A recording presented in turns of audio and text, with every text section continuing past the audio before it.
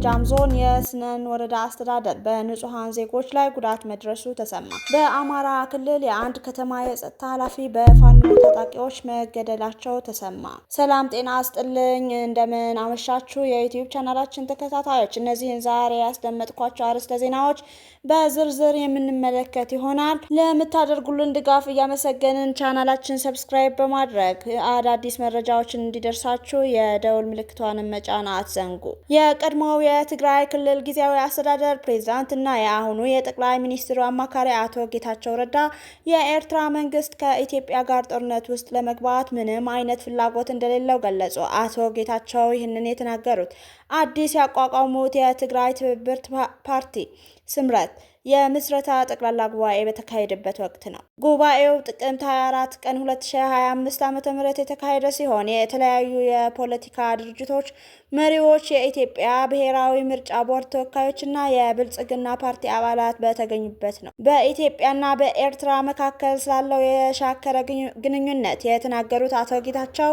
የኤርትራ መንግስት አቅሙን ስለሚያውቅ ጦርነት የመጀመር ሆነ የመቅጠም ምንም አይነት ሀሳብ እንደሌለው ተናግረዋል። የኤርትራ ባለስልጣናት በኢትዮጵያ በኩል ስላለው ወታደራዊ እንቅስቃሴ ለምን ዝም እንዳሉ ሲጠየቁ በደቡብ ትግራይ ያሉ አንዳንድ አካላት በእነሱ ምትክ እየሰሩ ነው የሚል ምላሽ እንደሰጧቸው የገለጹት አቶ ጌታቸው ይህም አዲስ ጦርነት ቢቀሰቀስ የሚጀምረው ከደቡብ ትግራይ ወይም ከሰሜን ወሎ ሊሆን እንደሚችል ፍንጭ የሚሰጥ ነው ብለዋል። አቶ ጌታቸው በቀድሞ ፓርቲያቸው ህወሓትና በአሁኑ የክልሉ አስተዳደር ላይ ጠንካራ ትችት ሰንዝረዋል።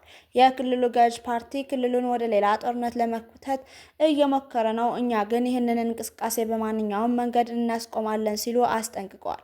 በተጨማሪም በትግራይ ክልል ውስጥ እየጨመረ የመጣውን ጭቆናና አለመረጋጋት የኮነኑት አቶ ጌታቸው ለዚህም በወታደራዊ ባለስልጣን ሽፋን የሚንቀሳቀስ የተደራጀ ኃይል ተጠያቂ መሆኑን ገልጸዋል። በክልሉ ውስጥ ህገወጥ የወርቅ ማዕድን ቁፋሮ፣ ሙስና፣ የመሬት ወረራ፣ የሰው ማዘዋወርና ስርቆት መስፋፋቱን የጠቀሱ ሲሆን የክልሉ አስተዳደር አባላትም በዚህ ወንጀል ድርጊት ውስጥ ተሳትፎ እንዳላቸው ከሰዋል። አዲሱ የስምረት ፓርቲ ጉባኤውን በትግራይ ክልል ማካሄድ ያልቻለው በደረሰበት ከፍተኛ ጫናና ማስፈራራት መሆኑን የገለጹት አቶ ጌታቸው የፓርቲያቸው ቢሮ መሰበሩና ንብረት መውደሙን ተናግረዋል። እኛ ቅድሚያ የምንሰጠው ጉዳይ ሽግግሩን በስርዓት መምራት፣ የአጭር ጊዜ የሽግግር መንግስት ማቋቋምና የፕሪቶሪያ ስምምነት ቁልፍ ድንጋጌዎችን መተግበር ነው ያሉት አቶ ጌታቸው ከዚያ በኋላ በዲሞክራሲያዊ መንገድ የተመረጠ አስተዳደር በመገንባት ላይ ማተኮር እንደሚያስፈልግ አስረድተዋል። በጉባኤው ላይ የተገኙት ሌተናል ጀነራል ጻድቃን ገብረትንሳኤ በበኩላቸው ጉባኤው አምባገነንነትና ተጠያቂነት በሌለበት ወቅት መካሄዱ ታሪካዊ ያደርገዋል ሲሉ ገልጸዋል። በአማራ ክልል ምስራቅ ጎጃም ዞን የስናን ወረዳ አስተዳደር ጽንፈኛ ሲል የጠራቸው ታጣቂ ኃይሎች ረቡዕ ገበያ ከተማ ላይ ትናንት ተኩሰው ሞርታር 2 ሰዎች እንደተገደሉ በማህበራዊ ትስስር ገጹ ባሰራጨው መረጃ አስታውቀዋል። በሞርታር ጥቃቱ ህይወታቸው ያለፉት የረቡዕ ገበያ የቴክኒክና ሙያ ኮሌጅ መምህር ብርሃኑ ጌትነትና ቡና በማፍላት የምትተዳደረው ወጣት አጸዳ ያሳብ መሆናቸውን የወረዳው አስተዳደር ገልጠዋል። በዚሁ ጥቃት ሌሎች ከ9 በላይ ንጹሃን ሰዎች እንደቆሰሉም ከወረዳው አስተዳደር መረጃ ተመልክተናል።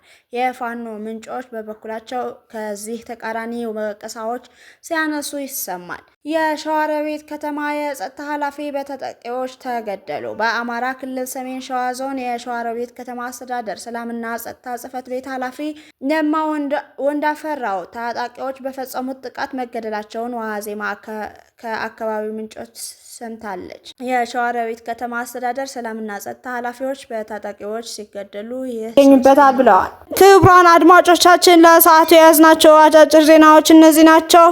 ሌሎች መረጃዎች ይዘን እስከምንመጣ በያላችሁበት ቸር ቆዩ።